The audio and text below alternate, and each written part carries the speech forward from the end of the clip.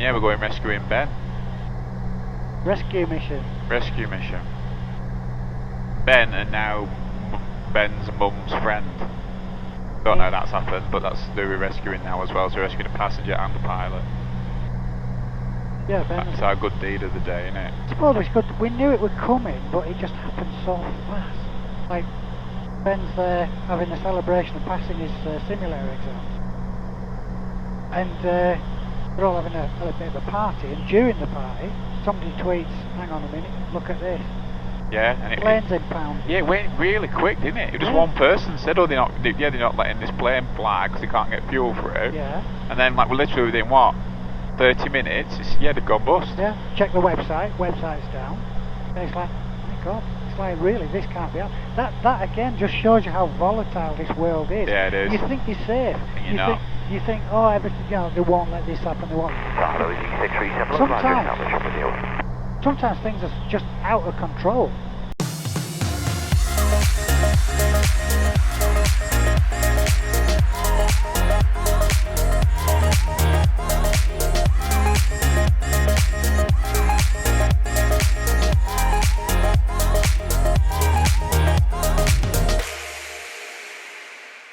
I think it's interesting, like, obviously we, like, Flybe going bust.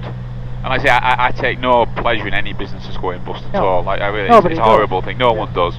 I'm sure Ryanair and people will be happy. Oh yeah, competitors. You will. But the thing is, people don't even look anymore at the stability of companies they're going working for. So, like when Ben got a job at Flybe, in fairness, we all had a conversation about when he was going for that job. Are you sure you want to go into Flybe? Because it were really unstable at the time. We did. It'd only just gone bust. It come back up, but he wasn't interested. He wasn't bothered. And I see it even with my own friends, family, and certainly people at EKM either that before they worked at EKM when they start, or even when they leave EKM, they'll go and get a job somewhere because it's on loads more money. You know, an extra 5 grand, extra 10 grand. But the company they go into isn't stable, and so they'll go, and then within 6 months they've lost the job. And the reason why these companies are overpaying for people is because they're not making any money. They don't care. They don't care. They're not making any money. They're not working. That happens a lot. Not working to an economic scale that's going to work. No, they're not bothered. No, there's loads of companies around our area, around Preston area, certainly within the northwest, who are quite well known, who pay a little bit higher than normal, and they've got funky offices and stuff. They don't make a penny. They've not made a penny for like 10 years, and at some point that is going to stop. At some point it's going to run out, and yet employees don't care. They don't look at the stability of the world. So, and these people have a false sense of security that like people go to work at John Lewis and they think, well, it's a lot more secure me getting a job at John Lewis than it is setting my own business up. Like, they might watch me talk about stuff and go, yeah, well, being an entrepreneur and setting your business up is it's risky. What about all these people now that just lost a job at Flybe? All these people about to lose a job at John Lewis? All these people at Debenhams? That's a bloody risk. Yeah, I'd say it's a damn sight less risky having your own business. Yeah. Your own little online shop, you're fully in control. You know, you think smart, and you can't be unemployed. No. Because you can duck and dive, and you're malleable. You can change. But it's that false sense that people don't check, do they? No. I think it's a case of you bury their head in the sand, and it'll be all right tomorrow. I just need someone else's problem. Yeah, today's fine. Whereas entrepreneurs, it's never about today. There's always a plan, there's always a plan. A little bit of a 12-month plan, 5-year plan, but that plan isn't set in stone. You can't afford it to be set in stone. Well, no, because it's always changing, isn't it? Yeah. But this is that age-old thing, isn't it? Though everyone believes that they're entitled to everything without having to work for it. Do you know what I mean? Yeah. It's like it's a horrible thing as an employer, you get it, but councils and governments and just people. You saw that with like the last general election. People believe that they're entitled to everything. That it's someone else's responsibility to provide for them. Yeah. That if I want more money, if I want to earn more money, it's my employer's responsibility to sort that out for me. If I want more benefits, it's my government's responsibility to sort that out for me. If I want, it's someone. It's never my responsibility. Yeah, it's not my responsibility to educate myself, to train myself, to improve myself, to earn more money. No, it's not that. It's someone else's problem. Yeah. All right, left-wing attitude. Yeah. But that's how it is. That's how it is, and it's like I say, as an employer, it's really tough. So obviously we try, like at EK, and we have like that, all our values, and one of them is this idea of evolve, which is about that you've always got to make sure that you're better tomorrow than you were yesterday. Because so many people don't, and people claim to, you know, we all speak to people and go, I've got 10 years experience, and it's like, have you really? Or have you got 1 year's experience repeated 10 times? Yeah. And that's what most people actually are. They're no better today than they were 20 years ago. That's right. And in many cases they're probably worse. And yet it's their God-given right to get all this stuff.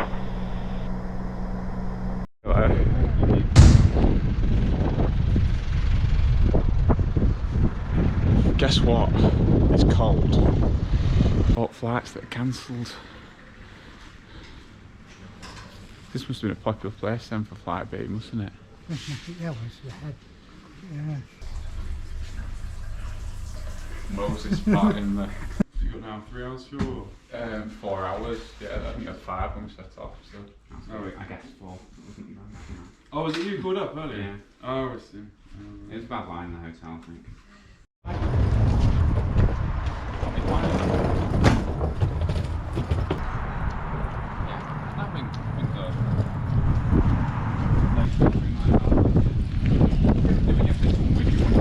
There we go. Poor old Ben. Poor old Ben.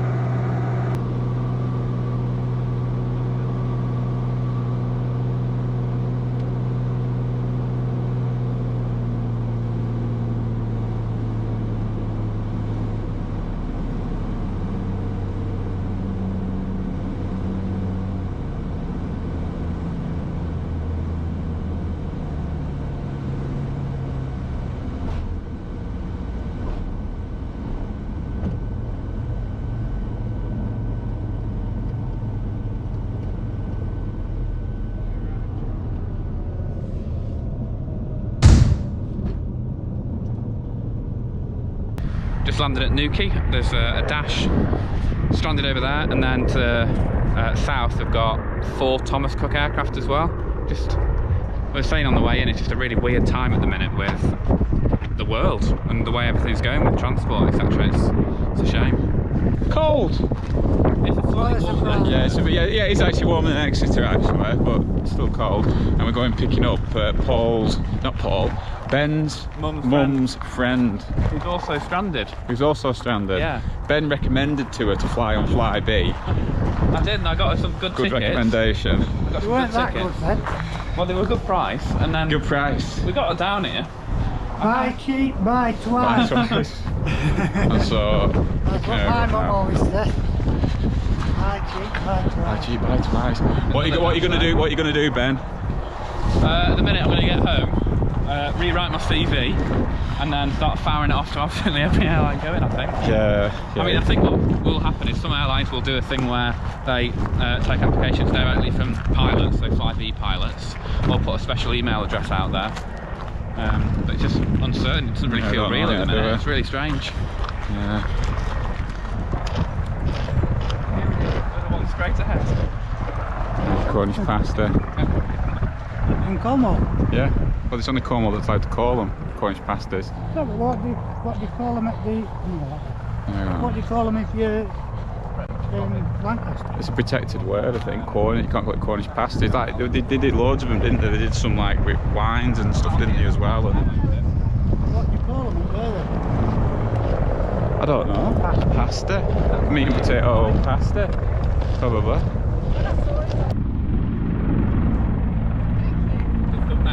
Good thumbnail. Rescue mission.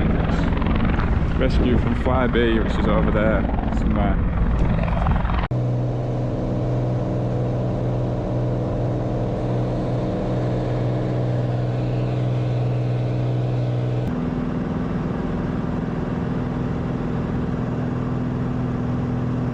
We're at Bristol Channel and then go over Wales. It's pretty much a straight track all the way back from Newquay back up to Blackpool. And it's nice, calm and easy, isn't it, really? Beautiful to me. You've got an annoying pilot in the back. We have Well, not anymore. an ex-pilot, yeah. Ex-pilot, yeah. What's gone on, Ben? What's happened? Don't know, really. Because I only spoke to you Last the other night. day about it. Yeah, so a couple of days ago you came to visit. To talk all about buying becoming a pilot and everything. Yeah, I went to the Giants Causeway. We had a good bit of time off. Chilling, really. It was really, really nice, and everything was going great at the airline. We knew there were some troubles. There was a bit of talk about not having enough money to the end of March, but that was not confirmed, just hearsay. And then last night, it just stopped according to coronavirus. Really, people weren't travelling, booking flights. Yeah, they're blaming that, aren't they? Yeah, so But it has had trouble. It has had trouble for a few years, hasn't it? Now, Flybe. it struggled. It struggled a few months ago, Yeah, and obviously it's gone last night, and it struggled about a year ago as well. So, Yeah. what are you going to do? Well, I need to update my CV. That's my main plan. So that's a little bit out of date. 1221.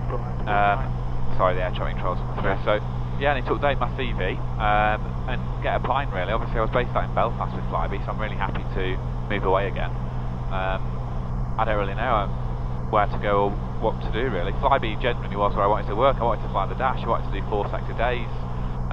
So have that challenge early on in your career, cut your teeth, people say. I wasn't too fussed about going straight to a jet. So I think, I will have a long career as a pilot, flying some 65, 70 maybe. So I need to get my CV done and just get applying everywhere. The nice thing is everyone's clubbing together. So There was a lot of people. How many people? 2,000 people is it over that work for 2005, yeah. But I was thinking, like, and you were saying earlier, it's not just the people at Flybe, it's all the people at the airport as well. Yeah. People that do the ground handling, the air traffic controllers. It's a really big knock-on effect for the country, and I didn't actually think it would happen. It's going to affect 5,000 people. Yeah. Because for every employee at Flybe, there must be 3 other supporting industries. Yeah. Well, yeah, like you saying, like refuelers, handling agents. Actually, at some of these airports, that's the only airline that goes in and out. Yeah. I think Southampton's 95% Flybe flights. Belfast is up there near that number. And, like, usually all the loads were busy. We'd have lots of people on the aircraft. It wouldn't be. Yeah, so it was quiet. busy then, was it? Most of the flights are busy. So why do you think it failed? I think the loads did drop off because of coronavirus, and I think they've made some. I don't really know too much. Apparently, before I started, there were some management decisions which were like sort of unprofitable routes. Maybe the Embraer 195 that they had wasn't making them much money. But as soon as I started, it was a new team and this Connect Airways consortium, and they were turning it around, and everything was really positive.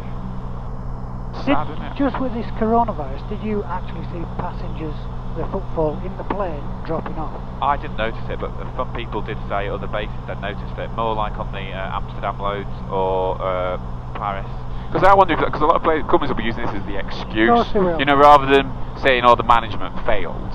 It's a lot easier to blame an external factor, because everyone wants to blame an external factor. You lose a football match, you lose a sporting event, it's easier to blame an external factor than admit that you weren't good enough. Yeah. And so the management of Flybe are going to blame coronavirus. The management of John Lewis are going to blame coronavirus. Yeah. They're all going to blame coronavirus, and it's like, It's like a scapegoat, isn't yeah. it? And it may very well be. I mean, the coronavirus has hit travel, hasn't it, massively. Yeah.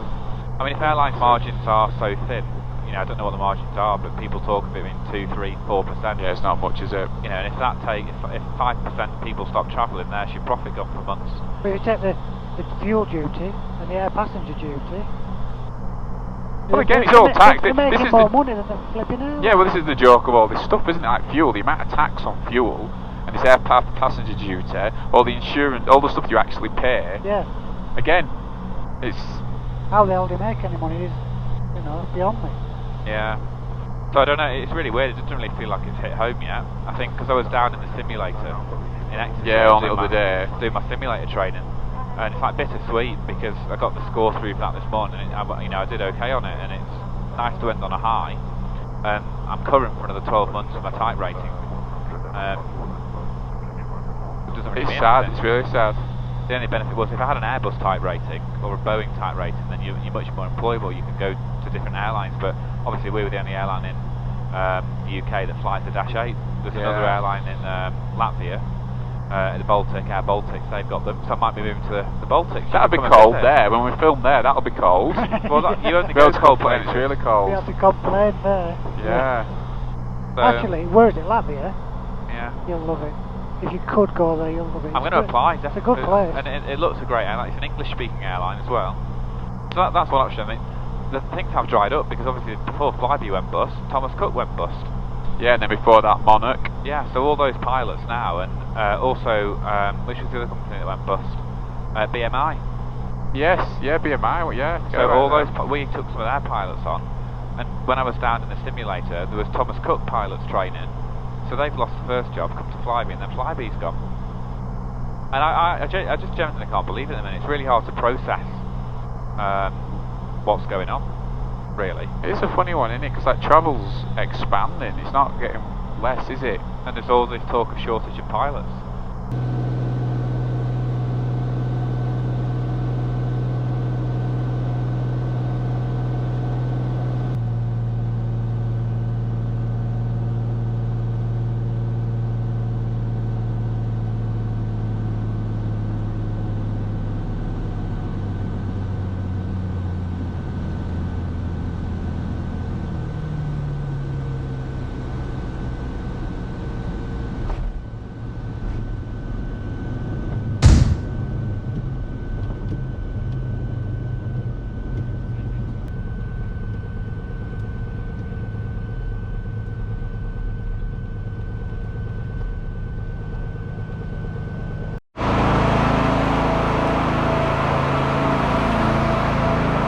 Landed, all done. Now I'm going meeting Alison. So, just about on time. So if you enjoy watching these videos, please do like, comment, share and subscribe.